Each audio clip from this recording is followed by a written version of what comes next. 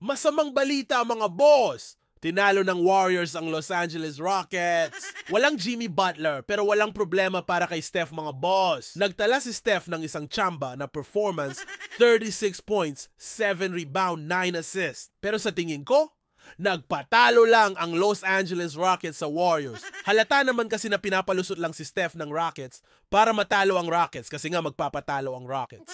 Tingnan nyo si Fred VanVleet, sinadyang palusotin si Steph para makatira ito ng tres.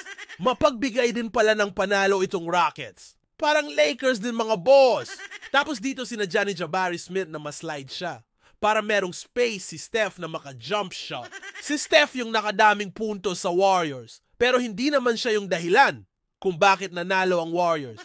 Dahil kasi yan kay Gary Payton. Tingnan nyo ginawa ni Gary Payton sa laksak, pinabuelo si Payton, shoot yan. Isang tres ilista yan. Sa fourth quarter, di naman kasi maasahan si Steph. Pero ang totoong dahilan kaya nanalo ang Warriors hindi dahil kay Steph, hindi kay Payton. Dahil nagpatalo nga ang Rockets. Para umabot naman sa Game 6 ang Warriors mga boss.